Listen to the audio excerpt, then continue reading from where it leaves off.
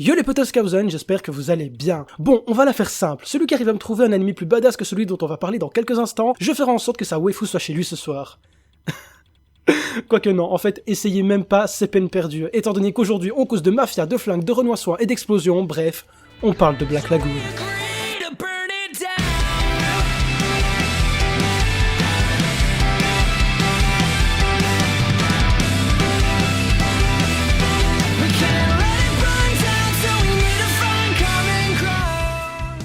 Alors au vu de l'intro et du titre de la vidéo, vous êtes en droit de vous demander Black Lagoon, pourquoi c'est badass? Eh bien je vais vous le dire, mais d'abord il me semble nécessaire d'expliquer de c'est quoi que ça nous parle. Manga écrit et dessiné par Rei Hiroe, Black Lagoon est un seinen qui a eu son adaptation animée par le studio Madhouse en 2006 avec 2 saisons de 12 épisodes ainsi que 5 OAV sortis 4 ans plus tard. L'histoire débute lorsque Rokuro Okajima, jeune employé japonais d'une grande entreprise, est chargé de livrer un disque contenant des données secrètes et capitales sur la société pour laquelle il travaille, et pour cela, il doit naviguer sur les mers d'Asie du Sud-Est. Malheureusement, son bateau se fait attaquer par une bande de pirates voulant récupérer le CD et notre cher Rock finira par lui-même être pris en otage sur ce bateau. Il va vite se rendre compte que contrairement à ce qu'il pensait à la base, ses patrons vont l'abandonner et étant contraint de changer de vie, Rock décidera de rejoindre l'équipage composé de Benny, Dutch et Levi à bord du fameux Black Lagoon. Si je devais citer le premier point qui me fait directement associer l'idée de badassité à Black Lagoon, ce serait l'ambiance que l'anime arrive à instaurer. Une ambiance unique et totalement mortelle qui te fait penser à chaque épisode, mon dieu que c'est cool. Et cela passe par divers éléments et celui qu'on retient avant tout quand on regarde Black Lagoon, c'est bien évidemment ce qui fait l'essence même de l'anime,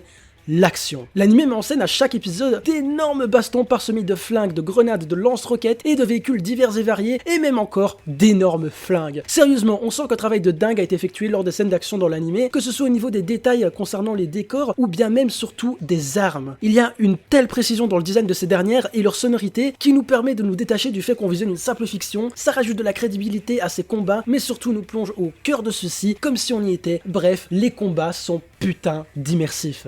Des combats d'ailleurs extrêmement dynamiques qui nous en mettent plein la vue, qui partent dans tous les sens, parfois bien sanglants d'ailleurs, mais toujours parfaitement rythmés et ce malgré que certains durent extrêmement longtemps. Il arrive qu'il y ait un demi-épisode d'action pure et dure et à aucun moment ces scènes d'action perdent de leur intensité et surtout de leur qualité. Madhouse a fait un travail réellement énorme car au-delà de proposer un visuel très propre comme à leur habitude, ils ont su animer des scènes d'action non pas avec des super pouvoirs, non pas au corps à corps à la force de katana ou de coups de poing, mais bien d'armes à feu. Et dans le registre, je pense sincèrement que c'est Black Lagoon qui fait le meilleur taf. Déjà avec les détails que j'ai pu vous évoquer tout à l'heure, mais aussi parce que peu importe le lieu, le cadre dans lequel se déroule la bataille, sur un bateau en mer, dans des bâtiments clos, dans la ville, non seulement on a un panel de lieux diversifiés, mais en plus l'animation reste toujours constamment parfaite, peu importe l'environnement. Et je le rappelle, ça date quand même de 2006. A noter qu'une grosse partie de l'action dans l'anime se déroule dans une ville thaïlandaise fictive propre à l'anime en question nommée Roanapur, ville dans laquelle résident un tas de psychopathes et criminels et où la mafia fait la loi. Autant vous dire que cet élément dans le setting de base de l'anime contribue à renforcer cette atmosphère vagabonde, dangereuse et bordélique de la série,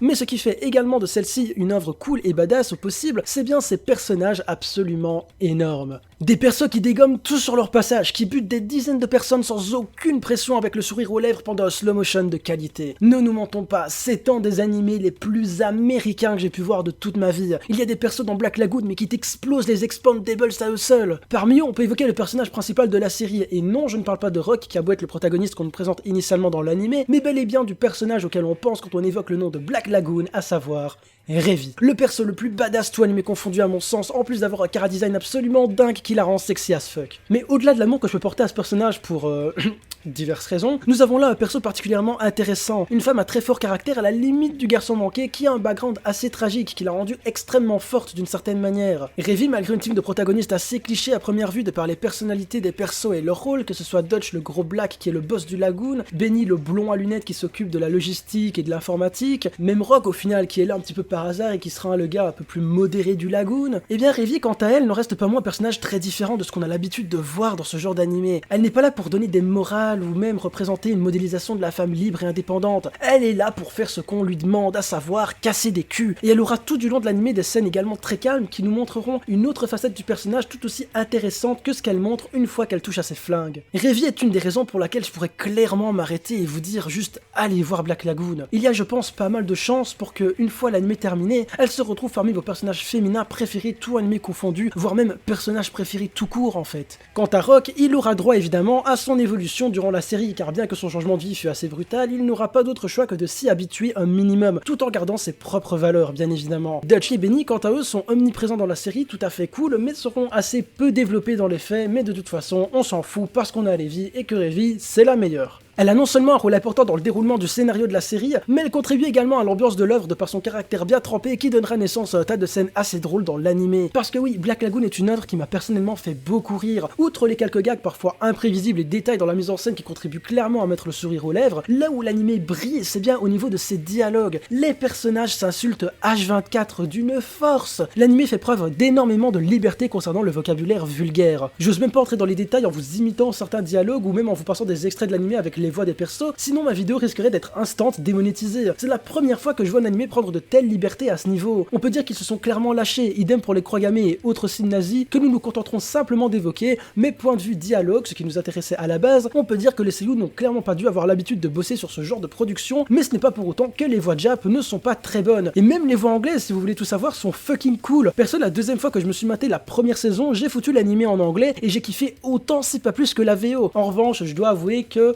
j'ai un gros souci avec la VF et la voix de Revi, à laquelle je n'adhère pas du tout personnellement, mais peu importe la langue, le contenu d'un point de vue vocabulaire ne change pas, et ça, c'est cool. Ce qu'il est peut-être un petit peu moins, c'est que je n'ai pas retenu d'OST en particulier durant mon visionnage, même si dans l'ensemble, j'ai trouvé que la bande-son complémentait bien les scènes d'action. Même si durant celle-ci, ce n'est pas toujours facile d'entendre la musique avec les multiples bruitages au niveau des armes et explosions, en plus des personnages qui parlent ou crient en même temps. Mais d'un point de vue musical, ce qui fut mémorable, c'est tout bonnement l'opening de Black Lagoon, Red Fraction interprété par Mel, qui sort littéralement du lot de par son style aussi bien musical que graphique. Interprété en anglais, cet opening respire la classe, et les paroles collent parfaitement bien je trouve avec le personnage de Revi, et certaines lignes peuvent même être associées à son passé que je ne dévoilerai pas ici pour ne pas spoiler. Mais regardez bien toute la série, ainsi que les OAV les potes. Bref, personnages, animation, action, dialogue, seiyuu, opening, décor, environnement, tous ces facteurs contribuent à faire de Black Lagoon l'animé le plus badass que j'ai pu voir. Je vous conseille sincèrement d'y jeter un oeil, même si ce n'est définitivement pas le genre d'animé susceptible de plaire à tout le monde. Quoi qu'il en soit, il s'agit d'un animé qui se démarque vraiment de la masse à mon sens, surtout de par son ambiance et son action. Sincèrement, c'est un standard de qualité. Et dernier élément intéressant à noter pour cet animé, c'est sa narration que j'apprécie tout particulièrement et qui colle plutôt bien au récit, étant donné que les membres du Black Lagoon effectuent des missions qui pour chacune d'entre elles correspondent